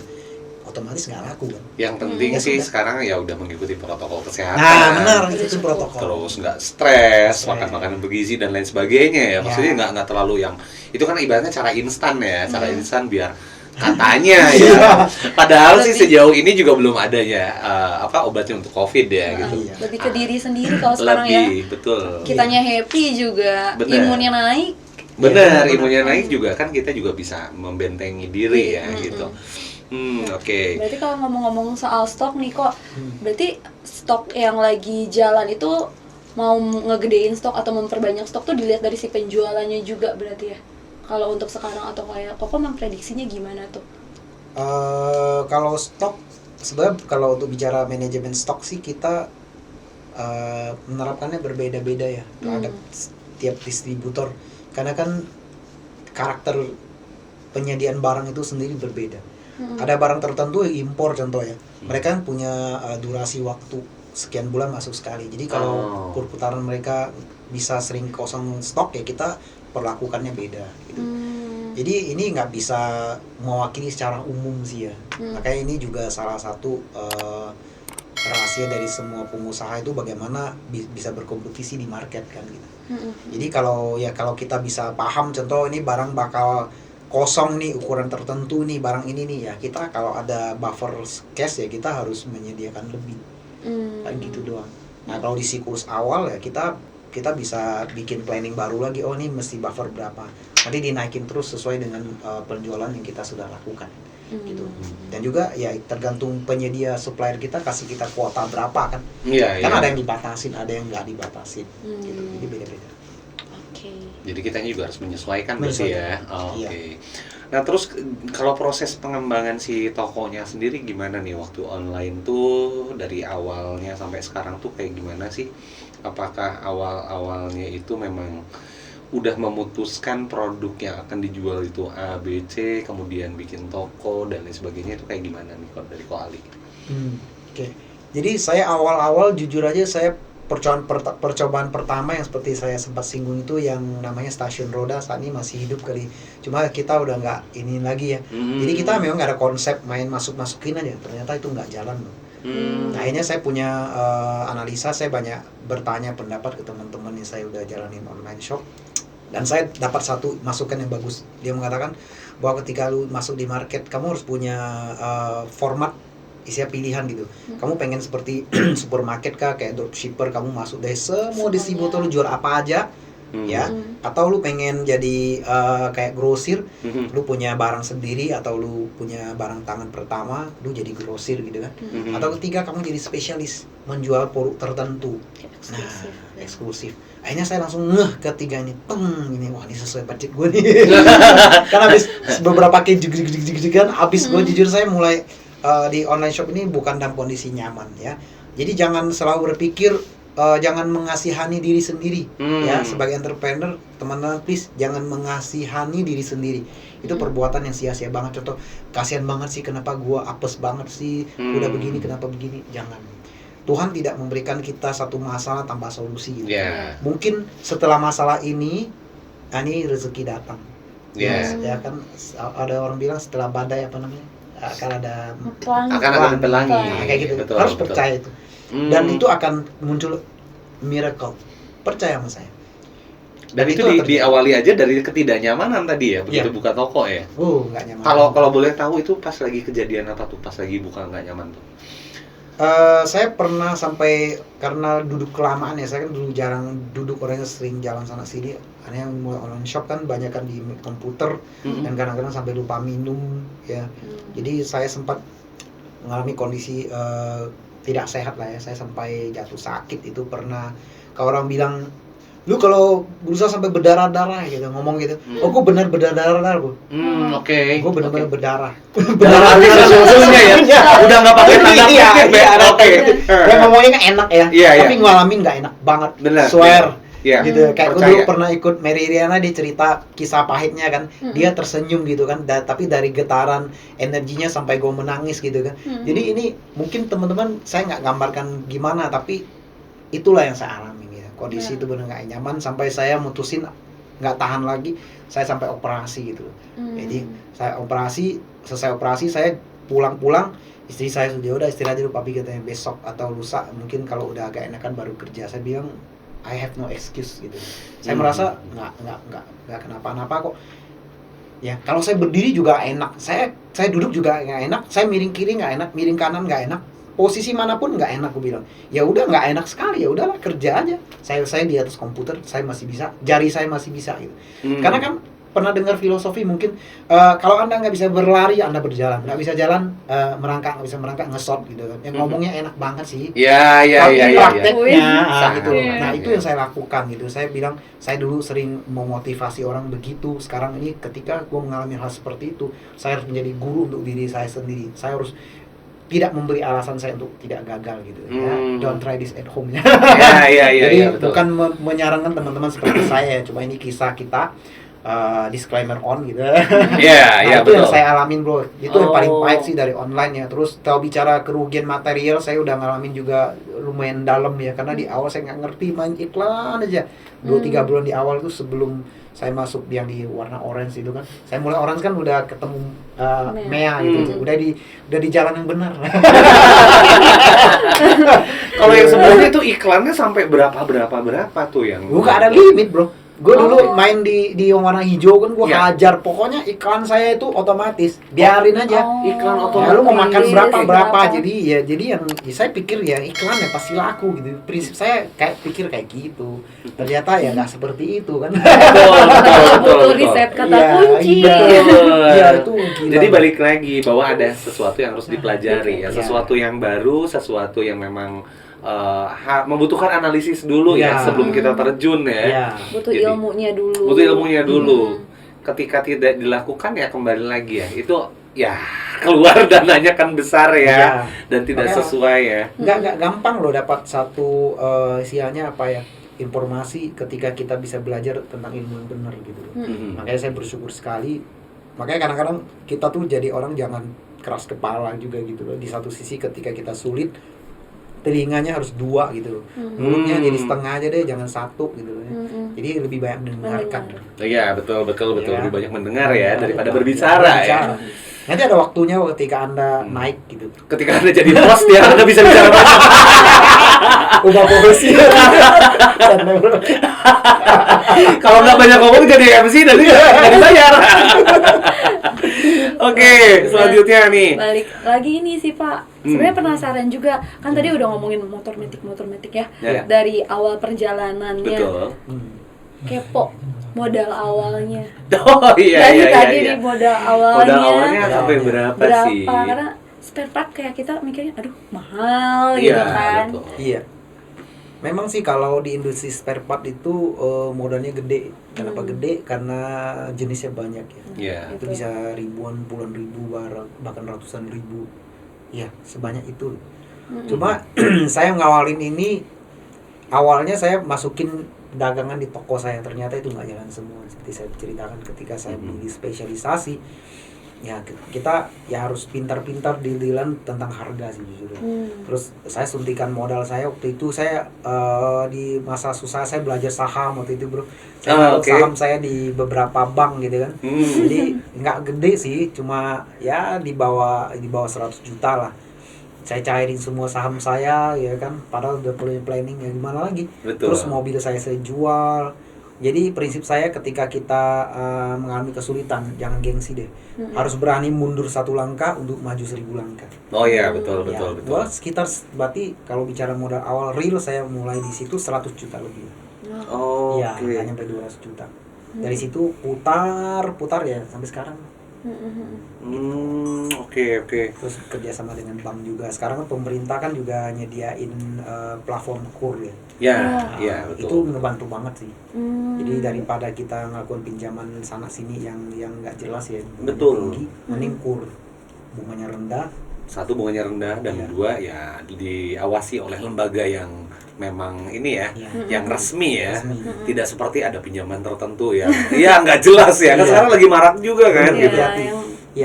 Nah, bener Kak. Tadi kan mungkin sempat tanya Bro Ega kan sempat tanya pinjaman tuh kayak gimana sih? Nah, saran saya sih teman-teman kalau bisa mulai usaha itu jangan langsung dalam kondisi utang ya. Lebih baik yang ada dulu. Kayak saya kan, saya punya ini cairin jadi uang, punya ini jual jadi uang, mulai. Nah, ketika udah kelihatan nih, oh ini grow nih, nah lu mau nambah modal mengalami pinjaman itu baik. Jadi pinjaman yang baik tuh kalau bagi saya pribadi seperti itu. Kalau belum ketemu format, kamu bakal hambur-hambur uang lebih karena try error kan di situ di awal. Kan suka banyak yang terjebak ya ketika orang itu mengajukan pinjaman, atau jangan pinjaman deh, kartu kredit ya. Kartu kredit oke, kalau misalnya uangnya bisa diputar ya, atau penggunaan si kartu kreditnya bisa diputar jadi usaha gitu ya. Karena kan ada beberapa mungkin dari customernya gitu ya yang pembayarannya itu kredit. Jadi kalau misalnya kita punya kredit ya kan, itu ya puterin uangnya di situ kan. Tapi ada yang terjebak pada konsumerisme kan gitu. Tiba-tiba dipakai belanja yang dia sebetulnya nggak butuh, cuma karena pengen aja. HP-nya bobanya nih masih 2 nih, pengen ganti 3 dong gitu kan. Padahal dia nggak butuh-butuh amat, HP dia masih bagus. Nah itu mungkin jadi tantangan ada beberapa orang tertentu ya mungkin gatal. Nah itu menurut Koko tuh gimana nih melihat fenomena ini, apalagi buat yang teman-teman yang baru terjun ke bisnis nih. Ini bener nih, pertanyaannya bagus banget nih. Soalnya dulu saya pernah ikut satu kelas finance ya tentang keuangan.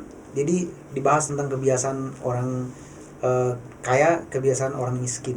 Jadi kebiasaan orang kaya itu ternyata mereka itu punya prinsip saving first, spend the rest. Jadi kenapa? Jadi orang kaya itu sebenarnya nggak hemat. Mereka tuh boros loh.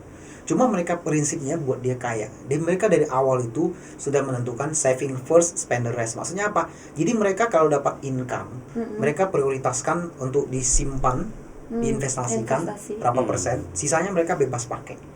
Jadi begitu simpanan asetnya udah gede dan produktif dan terus besar, itu bisa membuat mereka tuh freedom secara financial kayak gitu. Ya. Makanya kalau kita usaha di awal, nah kalau prinsip saya pribadi gini, kalau kita mulai usaha pertama, ketika mulai usaha di awal ya, kita harus setting goals, kita punya gaya hidup harus dibawa buruh, dibawa karyawan kita. Anda berani? Gitu, benar. Saya punya prinsip gitu. Jadi ketika saya mulai usaha, saya sama istri sepakat, oke, kita harus punya gaya hidup turun di bawah standar karyawan kita bila perlu. Buat apa? Buat kita benar-benar maksimalin pertumbuhan usaha kita. Jangan bergaya dulu deh. Gitu. Nanti gayanya gampang kok. Ketika lu usaha lu udah gede, lu surplus, lu bergaya pun kita senyumnya tulus gitu. Enggak senyum terpaksa. Senyum utang dengan senyum cash kan beda. Cicilan. Cicilan. Ya di depan kamera mungkin kelihatannya gitu ya. Cuma penuh beban matanya. Dia teropong, pupilnya beda. Oke. Jadi cukup bijak ya. Memang kalau misalnya untuk di awal, jadi seperti kata Ko Ali ya, lebih ke ini dulu ya, berdayakan apa yang kita miliki dulu sebagai modal ya. Baru kalau misalnya selanjutnya, baru kalau misalnya pengen lebih membesarkan ekspansi bisnis, boleh. Tapi balik lagi harus terukur juga kan. Sesuai kemampuan Betul. Mau ekspansi bisnis tapi tanpa ini ya, maksudnya kayak sampai sembrono tanpa perhitungan, akhirnya jadi bumerang lagi. Apa yang udah kita bangun malah jadi kayak ya kok jadi hancur lagi gitu kan kalau tanpa perhitungan kan gitu. Oke, untuk selanjutnya nih tantangan ini ya, tantangan terbesar ketika ngejual spare part ini apa sih kok? Sebenarnya kalau dibilang tantangan besar sih tergantung mindset orang ya. Karena ada orang tertentu selalu mandang masalah itu gede, masalah itu berat gitu. Dalam kamus filosofi saya, masalah itu sama aja gitu loh, nggak ada yang besar, nggak ada yang kecil. Tantangan itu ya itu aja. Harusnya kalau kita menonton sebuah komedi lucu, lu nonton 2-3 kali nggak lucu lagi, ketika lu hadapin masalah yang sama, kenapa itu jadi makin berat? Harusnya itu kayak kebal kan gitu.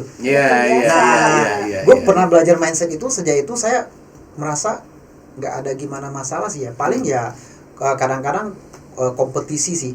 Contoh ketika kita laku, pasti ada yang ngelirik produk kita, mereka akan mencoba jual di bawah harga kita. Paling gitu doang. Cuma saya percaya dengan konsep ketika jualan ya, kan orang kan tidak semata-mata beli hanya karena harga. Faktor pertimbangan manusianya itu yang penting kan. Seperti apa? After sales, packagingnya, pelayanannya, value tambahannya, itu benar sekali.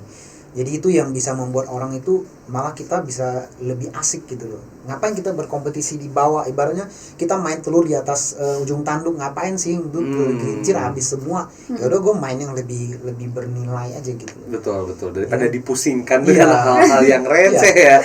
Jadi pada akhirnya lebih baik berpikir yang lebih besar aja deh gitu ya. Sampingkan. Makin lu makin main ke bawah bro, lu makin ketemu kompetitor di bawah ujung-ujung nggak bisa lu turun ke bawah bener. Benar. Sell with value, saya lebih setuju. Jadi konsep memang, tapi bukan berarti saya memvonis orang jual murah itu salah, nggak ada yang salah ya. Ini hanya gaya tarung aja gitu kan, orang punya gaya tarung usaha kan beda-beda. Makanya ada orang di online jualnya barangnya cuma gini doang nih, di foto cepret laku juga laku gitu kan. Ada orang bagus banget gitu kan. Nah ini pilihan aja. Kalau Anda pengen hidup lu lebih bernilai, pengen berkembang, bisa dapat profit lebih gede ya kembangin nilainya kan gitu. Betul. Tidak semata-mata ya penurunan harga itu bukan solusi sih sebetulnya ya ketika kita mau berkompetisi ya gitu. Malah itu nanti secara globalnya itu akan merusak pasar ya sebetulnya ya. Pasar. Apalagi yang biar rugi, yang penting kompetitor agak menyingkir gitu. Kita pernah menghadapi itu ya, maksudnya bukan kita sih sebenarnya, saya. Itu akan muncul nanti persepsi negatif tentang barang loh, otomatis. Karena orang-orang yang kecewa dengan sistem penjualan ini mulai sounding hal-hal negatif tentang brands itu, lama-lama kesannya brands itu nggak bagus lagi. Sering kejadian kok. Beberapa di kasus di spare part motor juga ada.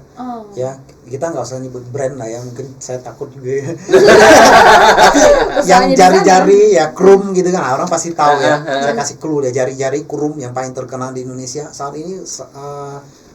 Rata-rata distributor besar pemain nggak mau main lagi karena harganya terlalu hancur. Udah jual di bawah modal. Jadi buat apa gitu? Ya kan? Saya terkesan banget dengan waktu itu Coach Johan pernah cerita, dia bilang, bro kalau kita jual barang paling murah terus laku, terus ngapain belajar lagi, udah lu jual aja segitu. Kemudian pertanyaan saya, lu jualan buat apa dan sampai kapan sebenarnya? Betul. Terus kalau udah jual banyak terus lu mau ngapa? Bukannya lu tetap bersaing di bawah, lu mau naikin harga langsung nggak laku, terus gimana? Nah, lu usaha lu sia-sia dong. Malah bunuh diri ya pada akhirnya ya. Lebih baik belajar seni berbisnis yang benar, yang sehat. Apalagi sekarang loh, distributor baru sudah mulai merancang strategi untuk membatasin penjualan minimum. Sudah banyak. Mereka sudah mulai pantau market, kalau harga di bawah segini mereka akan tutup. Nah, yang satunya lagi, mungkin orang-orang lupa ya. Tempo hari kita pernah ikut kelas tentang pajak ya. Hati-hati lu main banting-banting harga, lu cuan nggak cuan orang nggak mau tahu. Yang penting kalau setahun 4 miliar ya, jadi betul. PKP lu, hati-hati lu. Betul. Sementara dia penjualannya udah banyak secara volume ya. Dia misalnya udah mencapai 4M nih. 4M. Itu bayangkan ya, udah rugi di jualannya. Lu tetap dikejar-kejar pajak. Itu bener loh, itu udah kayak jatuh, ditimpa tangga, ditimpa gedung lagi. Bebannya numpuk aja ya. Jadi pada akhirnya kita lebih baik bijak aja ya, bahwa kita tuh nggak bisa lah seperti itu ya. Maksudnya kan itu termasuk cara-cara yang ya sebetulnya tidak bijak untuk diri sendiri dan bahkan untuk si pasarnya ya gitu. Old school. Oh iya benar. Kalau mau tarung sekalian, tapi beradunya adu servis ya. Itu lebih bijak kan gitu. Terus ini mungkin lanjut lagi ke si tadi ya. Kalau tadi kan kayak ngomonginnya lebih ke tantangannya dari pihak kompetitor nih kok. Tapi kan sekarang tuh kita lagi ngadepin juga yang namanya pandemi nih. Itu juga kan jadi tantangan tersendiri apalagi bagi pelaku usaha. Nah, kalau dari bisnis Koko sendiri, seberapa berpengaruh sih pandemi ini terhadap bisnis Koko? Saya kan punya offline dan online ya. Kalau pengaruh ke offline itu memang kurang baik ya. Dan arti ya seperti itulah. Ya semua pasti ngerasain kalau saya ngomong ini pasti semua pada setuju. Cuma memang satu sisi itu seperti memang ada pergantian zaman ya. Setiap kali ada pergantian justru teman-teman yang lagi susah ya harus optimis. Karena saya pernah dengar satu filosofi ketika terjadi sesuatu perubahan yang sangat masif di dunia ini akan muncul orang-orang kaya baru. Ya, kayak dulu zaman krisis paling parah di Hong Kong itu kan muncul banyak miliarder baru ya. Salah satunya namanya Nina. Itu sampai ada hotel El Nina seperti itu. Nah, makanya teman-teman harus optimis. Pandemi ini memang sepertinya pergerakannya orang lebih nyaman di rumah ya. Jadi pandai-pandai menciptakan market bagaimana melayani orang. Jadi istilahnya dulu kan kita usaha orang-orang nyari kita. Sekarang lebih ke jemput bola. Betul. Jadi online ini salah satu pilihannya memang cocok ya. Grow malah istilahnya penjualan di online saya nggak pernah saya bayangkan bisa omset segitu, jangankan kalian gitu loh, gua aja nggak bayangin awalnya. Iya, saya hanya pasangin goals terus saya cari caranya. Makanya harus ada target, habis itu baru cari caranya. Will dulu baru way kan, bukan way dulu baru will kan. Betul. Jadi berproses sesuai dengan ininya levelingnya ya. Oke, kemudian apa sih yang paling kerasa sangat menyebalkan ketika menjalankan bisnis dari Ali sendiri? Online gitu ya? Ketika mau online kalau mau offline, ketika ngejalanin bisnis, gue tuh paling sebel part ini nih, misalnya. Gue tuh paling sebel ngitung part omset nih, nggak mungkin ya. Jadi paling apa ya? Rutinitas ya, terlalu sesuatu yang terlalu rutin tuh kadang bikin saya jenuh. Saya tipe orang suka jalan sebenarnya. Jadi kalau makanya, nah itu juga jangan jadiin alasan teman-teman ya. Nah, padahal kalau saya tuh bener jujur saya tuh paling nggak suka duduk tuh diem kerjain sesuatu lama-lama di komputer, itu bukan gue banget. Nah, saya seperti itu aja akhirnya dapat sesuatu di marketplace ya, artinya teman-teman kalau apalagi suka di layar lebih cocok lagi gitu. Ya itu benar udah punya bakat dan kemampuan di situ ya lebih cocok lagi. Gue nggak suka bro di awal-awal tuh gue stres banget loh, gue kerja itu kayak apa ya, kayak orang masuk penjara dan disuruh kerja paksa gitu. Sama siapa ya, sama diri sendiri gitu. Betul Gue sampai gini-gini di depan layar bener, gue gayanya kalau di depan komputer tuh aduh, kalau orang liatin lu mending jangan kerja deh gitu. Tapi saya nggak mau jadiin excuse. Hadapin lah. Nah, itulah proses yang tidak nyaman. Itu padahal terbiasa sama mungkin langsung ketemu sama ngobrol sama orang langsung gitu. Itu gue suka jalan-jalan, ngopi-ngopi, ketemu teman gitu ya. Ketawa-ketawa, hobi, jalan-jalan. Itu yang saya suka. Yang biasa dijalani. Interaksi langsung, dapat insight langsung. Cuma hidup ya begitu, bro. Kita kadang-kadang nggak bisa milih kadang-kadang. Ya sudah lakonin. Love what you do what you love kan. Waduh, benar. Ya. Udah ada sebuah quotes. Udah ada quotes baru lagi. Hari ini full dengan wisdom. Oke, terus yang paling menyenangkan dalam menjalankan bisnis nih?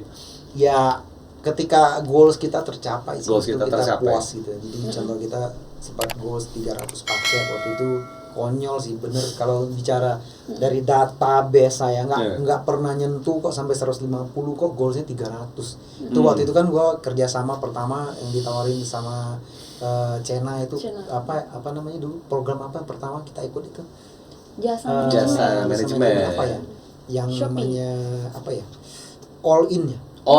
Jasa manajemen, betul. Jadi gue awalnya bro jujur dari 100 paket gue pengen goals itu 200 paket gitu. Jadi pas gue kerja sama dia tawarin sama Mia, goals gue langsung gue naik 300 dan itu tercapai gitu. Makanya ini bersinergi ya. Apa yang kita inginkan, goals yang yang jelas, kerja yang benar-benar terukur ya, terus bekerja sama dengan pihak yang tepat. Nah, jadi semuanya bersinergi, berkesinambungan, bisa lo tercapai. Makanya kita komunikasi juga agak panjang dulu ya sebelum kita memutuskan kerjasama ya. Yang waktu itu saya ingat tuh gini. Jadi pertama kali sebelum kita ada kerjasama nih yang waktu antara Matic Motor sama Mea, jadi ada ini dulu. Kita ngomong pahit-pahitan bisnis ya kan. Harus gitu. Yang diinginkan dari koalisnya seperti apa, kemudian apa yang bisa Mea sediakan untuk jadi poin kerjasama gitu kan. Terus ketika itu tidak tercapai seperti apa gitu. Jadi itu betul-betul kita berbicara hal-hal yang memang kita ingin raih. Terus kemungkinan tantangannya seperti apa, dan itu ya nanti digodok lagi, dan kemudian akhirnya kita kerjasama. Ya syukur ya kita udah jalan dan ada hasilnya, ya semoga makin naik lagi ya. Oke, apalagi terutama tadi katanya kan dengar-dengar ya ada produk baru itu ya. Bisa launching nanti ini eksklusif. benar udah siap-siap aja nih buat ngegas. Oke. Bener, ya kita selain doa, usaha juga gitu ya. Kan usahanya juga kita bareng. Oke, jadi rencana selanjutnya selain yang untuk launching produk baru itu apa sih? Produk pertama kita mungkin di roller ya. Ya seputar, masih di skuter Matic lah. Jadi saya sudah komitmen mainnya di area situ aja deh. Oke. Sampai mungkin 3-5 tahun ke depan fokus kita masih seputar di bagian CVT. Karena beberapa perusahaan yang sudah go public pun mereka masih di situ-situ aja, itu juga marketnya nggak bisa habis kok. Jadi pengembangan kalau pengen skala besar memang lebih ke spesifik ya. Spesifik. Karena kan ketika itu berjalan kan untuk market Indonesia kan gede. Saya juga nggak bakalan tahu berapa gede. Pokoknya jalanin aja dulu ya. Karena balik lagi ya, itu kan pilihan ketika berbisnis ya, mau jadi spesialis atau generalis ya gitu ya. Tapi yang lebih bisa kebaca mungkin ya kalau misalnya kita menjalankan bisnis itu udah lebih kebaca dan enak itu kayaknya spesialis ya, karena kita tahu nih berbagai celah, tantangan dan betul. Seperti sesuai itu. Karakter orangnya juga sih. Kalau Anda tipe kalau petarung teritorial ya cocok lah spesialis. Tapi kalau jiwa kalian tuh ya ngikut aja, contoh ya udahlah saya nggak mau banyak masalah, saya pengennya yang penting apa yang lagi ramai gue main, ya boleh aja sih generalis gitu.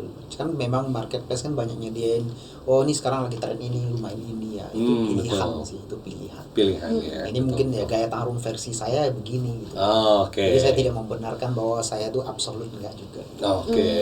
Ya betul. Oke. Ngomong-ngomong soal kayak spesialis sama generalis nih, kok kalau tips and trick nih buat pemula-pemula dalam membangun bisnis, lebih baik itu kita patokannya tuh ke passionnya kita sendiri atau kita ikut tren nih, balik lagi. Menurut Koko sendiri baiknya gimana tuh? Ini menarik ya sebenarnya ya pertanyaan. Kalau secara teori mungkin orang-orang bakal mengatakan ya apa yang kita senangin ya. Dan saya banyak bertemu dengan orang-orang yang memang saya beruntung ya ketemu banyak orang sukses. Saya dengar sharing pengalaman dia. Dia bilang, tahu nggak gimana cara make? Coach mengatakan sukai apa yang kamu lakukan apa yang kamu sukai. Ternyata dibilang sebenarnya kalau kita bicara fair-fairan, ketika Anda belum menjadi siapa-siapa alias notabene belum sukses, ya sukai aja apa yang lu lakukan. Karena kadang-kadang manusia berencana, Tuhan yang menentukan. Lu berencana mau jualan teh kotak, terus Tuhan nawarin lu jual gelas. Kadang-kadang kita nggak peka gitu, terlalu ngotot ngejar ini, terus nggak dapat apa-apa. Pernah nggak ngalamin? Idealisme ya. Saya pernah gitu banget, makanya itu terkait ego berarti ya. Karena akhirnya saya membuka diri. Ketika membuka diri, kita baru lihat ternyata Tuhan kasih kita tanda loh. Kalau kita buka diri, buka hati, buka pikiran ya. Benar. Kadang-kadang kalau misalnya terkait ego tuh kadang-kadang enggak, saya pengen ini. Ya, di satu titik mungkin pengusaha tuh seperti itu ya. Saya mau ke arah sini. Harus ada ketegasan seperti itu ya. Nah, itu ketika sudah sukses, do what you love. Baru lu udah sukses, lu lakukan, lu sukai. Makanya kadang-kadang banyak orang tuh ikut orang cara yang tidak tepat. Ternyata orang itu lagi nyari passion, bro. Dia udah kaya, dia nyari usaha tuh passion. Orang makin ikut dia, ternyata kok nggak untung-untung. Orang bilang, gue bukan cari untung, gue cari passion kan gitu. Makanya hati-hati lu. Hati-hati, jangan terjebak pada ya. Mungkin ini motivasinya berbeda ya. Betul. Contoh kalau seandainya kita sudah tidak ada masalah finansial, terus apalagi? masa mau cari duit lagi, duit udah banyak. Ya kita cari hobi kita dong. Betul. Baru tuh 2 gila gitu.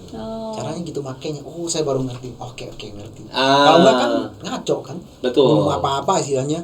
Kita udah milih-milih yang kita suka, ternyata itu nggak bisa bikin nggak berhasil. Kan sekarang gue mungkin teman-teman pernah lihat coach di Facebook dibilang, demi menghindari ketidaknyamanan sementara, banyak orang terjebak ke ketidaknyamanan jangka panjang. Ya kan? Betul. Nah, udah sekarang nggak nyaman nih, ya udah belajar lu mencintai apa yang kita kerjakan. Kayak saya kan nggak suka komputer, nggak suka duduk, ya saya coba sampai saya jatuh sakit pun saya udah ikhlasin aja, belajar mencintai. Iya betul. Belajar akhirnya mencintai. berhasil juga. Sekarang saya terbiasa. Dari ketidaknyamanan jadi nyaman, jadi cinta. Nah, betul. Proses. Oke. Padahal saya ngalamin banget ya, maksudnya yang namanya kita mungkin tipenya sama nih. Kita tipe tukang nongkrong, tukang main, sering ketemu orang, dan ketika ketemu orang tuh banyak diskusi. Sementara saat pandemi ini mungkin kita nggak bisa ketemu orang. Kalau komunikasi mungkin tetap jalan ya. Tapi berbeda ya. Beda banget. Betul, langsung beda. Ada feeling yang ya hilang ya ketika itu. Tapi apakah kita kayak misalnya berpangku tangan, menyerah ketika misalnya pandemi terjadi, terus jadi kayak udah malas, kalau nggak ketemu orang saya nggak mau usaha, nggak juga kan ya. Iya benar, jangan gitu. Ya ini salah satu sering saya ngalamin ya, ini hanya sharing ya. Ini berkaitan dengan pandemi ini. Ada sebagian teman-teman kita yang mengalami kondisi sulit dan mereka itu ada yang semakin sulit, ada yang semakin bagus. Nah yang semakin sulit itu mereka tuh berharap ada bantuan yang datang, ada teman yang bakal dukung kita gini-gini. Please deh, kalau kita susah jangan berharap. Iya. Berharaplah ketika kita berhasil kita ngulurin tangan untuk orang. Betul. Jadi kita akan strong gitu. Jadi ketika kita kasihan diri sendiri, berharap ada puluhan datang mengangkat saya kayak cerita sinetron itu, malah jadi jatuhnya kecewa ya. Iya kecewa. Malah kita jadi teman tuh bisa rusak gitu loh. Kita datang teman, kita lihat dia lebih bagus datang, terus berharap dia bantu kita. Dan dia cuma ceritain cerita suksesnya lagi. Sementara kita lagi terpuruk. Ya maksudnya memang begitu ya, berharap sama manusia itu kan nggak ini ya, maksudnya nggak. Yang penting jalannya yang benar. Betul. Kayak saudara saya dulu, dia kan main fashion. Dia kenceng. Awalnya saya pengen loh ikut fashionnya dia. Cuma dia cerita, bro, saran saya kalau lu percaya, dia bilang, saya bukan nggak mau kamu ikut-ikutan produk saya, tapi alangkah baiknya kamu tuh mulai usaha ini di bidang yang lu sudah kuasain. Jadi saya dengan setengah kepahitan akhirnya saya berusaha tarik napas, tegar kembali, dan saya percaya bahwa omongan dia itu untuk kebaikan saya gitu. Akhirnya saya mengurungkan niat saya fokus jalanin spare part saya, ternyata benar. Iya loh. Jadi jangan untungnya nggak ambil fashion. Ternyata pertarungannya luar biasa. Ternyata memang sangat padat sekali kan ya Kak Silvi ya. Dari dunia cocok fashion dengan karakter tuh. saya. Betul. Waduh, pria gagah berotot. Sama ini fashion. Tapi nggak salah. Itu profesi wanita ya. Sekarang lagi laku loh. Laki-laki. Oh iya, betul. Lagi musimnya memang. Kalau angkatan kita enggak. Angkatan kita main ke sawah waktu kecil.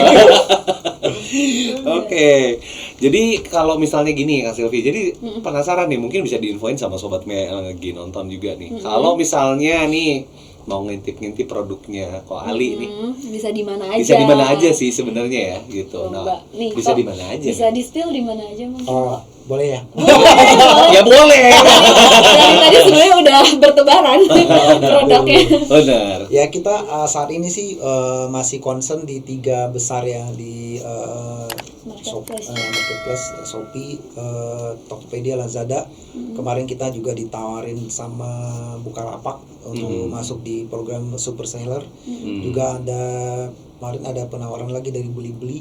Jadi makanya saya bilang ketika kita sudah berhasil ya angin-angin segera akan datang gitu. Orang yang ngejar kita. Ya, makanya proses yang pahit tuh ya lewatin aja dulu deh. Obat aja pahit tapi buat menyembuhkan ya. Menyembuhkan. Jadi ya cerita kita hari ini sih sebenarnya bukan untuk pamer, untuk sombong atau ya this is who I am, enggak gitu loh. Tapi benar kita kalau ada sedikit cerita perjuangan tidak enak kita bisa menginspirasi teman-teman di luar sana. Saya juga berharap kita semua di luar sana yang mengalami kondisi mungkin sama dengan saya, atau lebih buruk dari saya atau lebih baik dari saya, apapun itu ya kita bisa bangkit dan berhasil. Ya, amin. Oke, jadi selain itu main di ini juga nggak sih, selain di marketplace, apakah Ko Ali juga main di marketplace, selain di sosial media, sorry? So far saya masih belum kebangin sampai di situ ya, karena kan SDM saya masih terbatas. Saat ini kan saya baru sama istri doang yang ngerti marketplace. 3 karyawan baru ini mereka hanya bisa bagian pekerjaan kasar aja seperti packaging gitu. Admin pun masih baru dilatih, ini baru berapa hari. Oke. Jadi masih kekurangan tangan ya, masih ada pekerjaan lain juga ya untuk pengembangannya. Oke, jadi ini juga katanya sih kemarin ini gudangnya baru ya. Jadi saya pernah belajar dari orang-orang sukses bilang gini, mentor saya pernah cerita, banyak orang berharap hujan berkat, tapi orang nggak mikir berapa besar sih wadah untuk menampung berkat. Ketika orang doa hujan, diambil gelas set, dapatnya segini kan. Nah, bagi orang-orang yang bijak, mereka ketika memohon berkat, mereka yakin berkat itu akan turun. Mereka siapin sumur, siapin danau, siapin samudra. Maka ketika kita bekerja sama Mia, saya sangat optimis, saya langsung siapin gudang baru. Wah, beli 10 rak gede. Dan itu gitu. Iya kan? Betul. Iya, ternyata itu filosofi di balik.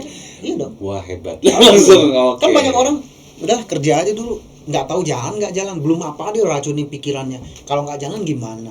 Terus kalau gue invest gimana? Malah pesimis duluan ya. Iya, pesimis. Itu yang menghambat langkah saya menurut saya. Nanti begitu terjadi masalah malah kita asumsi, itu kan benar kan? Jadi pembenaran ya. Pembenaran maka pikiran itu bisa setan, bisa jadi malaikat kan. Jadi lu positifkan pikiran kamu. Jadi apapun keputusan dan kejadian itu akan seperti apa yang kita pikirkan. Yang kamu pikirkan. It is happen to me. Oke, betul dan real ya, faktualnya terjadi gitu buat Ko Ali ya. Oke, kemudian ya ada beberapa hal sih yang bisa kita ambil dari perbincangan kita kali ini ya, Kak Silvi ya. Pasti banyak banget sebenarnya, Pak. Tapi mungkin mau dikasih tahu sama Sobat Mia nih, ngapain dulu nih sama channel kita. Pastinya buat Sobat Mia semua, jangan lupa buat subscribe, jangan lupa buat like, komen, dan juga share semua video-video yang terkait dengan Mia. Karena di sana kita bakal bagi-bagi tips mengenai digital marketing dan juga e-commerce gitu. Jadi tunggu apa lagi? Langsung langsung nyalakan. Kalau di YouTube ya, nyalakan lonceng notifikasinya. Oke, jadi ya perbincangan kita kali ini sih sampai di sini ya. Cuma untuk komunikasi selanjutnya ya kita akan ngobrol-ngobrol lagi sebenarnya ya. Nah, tapi ada beberapa hal yang jadi catatan dari saya dari apa yang sudah kita perbincangkan sejauh ini dari Ko Ali gitu ya, dengan berbagai hal yang sudah dialami sejauh ini dari pengalamannya dalam berbisnis. Jadi ada beberapa pelajaran dan saya udah tulis beberapa hal yang memang jadi kesimpulan kali ini bahwa kita tuh harus bertanya ketika tidak mengerti, bukan mempertanyakan sesuatu ya. Jadi ketika ada masalah dengan tokonya mungkin atau dengan produknya, kalau ada yang tidak mengerti lebih baik bertanya saja daripada mempertanyakan kenapa begini dan begitu, karena tidak ada solusinya juga ya. Kemudian yang kedua ya, tidak pernah stop untuk belajar apapun itu. Padahal dulunya beliau ini kan orang yang sangat aktif di luar rumah ya, outdoor. Dan ketika pandemi terjadi harus indoor, depan komputer lagi. Itu siksaannya bertubi-tubi ya. Oke ya, kemudian yang ketiga selalu rendah hati ya. Jadi jangan sampai kita ngerasa udah kita udah naik nih, udah hebat. Jadi apalagi sih yang kita cari, padahal masih banyak lapisan yang kita bisa explore di atas sana gitu ya. Kemudian kita tuh ya harus sabar ya, kita kan nggak pernah tahu ya kapan si toko kita tuh bisa sampai naik gitu ya. Jadi mungkin di momen ini kita belum naik, tapi suatu saat ya kapan bisa boomnya kan. Ya tadi juga ada beberapa produk yang nggak nyangka tiba-tiba loh kok jualan ini laku ya gitu ya. Ya padahal tidak dipersiapkan gitu. Kemudian ya yang terakhir sih ya jangan gengsi ya, termasuk itu menurunkan standar diri ketika kita memulai usaha. Yes. Itu perjuangan berat ya sebenarnya ya gitu. itu motivasi kita pengen cepat-cepat sukses gitu. Betul. Jangan gengsi, terutama itu gengsi kan terkait sama ego biasanya ya. Aduh, saya biasa pakai mobil, masa iya saya pakai motor. Saya biasa pakai motor, masa harus jalan kaki. Itu yang mengganggu ya sebenarnya, afirmasi yang negatif itu bisa mengganggu ke aktivitas kita. Oke. Mungkin satu lagi sih Pak, tadi yang paling penting. Yang paling pentingnya apa nih? Mungkin saya yang kelewat Kak Silvi. Selalu berpikiran positif. Ya, betul. Tadi. Karena nanti akan ngelid langkah kitanya menuju hal-hal positif ya. Oke, terima kasih buat waktunya nih dari Ko Ali jauh-jauh dari Jakarta menuju Kota Kembang Bandung ke studio kita yang ya bagus sih. Oke, saya Satria Mega sebagai host dan kerabat kerja yang bertugas mengucapkan terima kasih. Saya ditemani oleh Kak Silvia Noviani di sini. Ya. Oke, kita berjumpa. Betul. Di acara Bincang Penjual Jadi Sukses selanjutnya.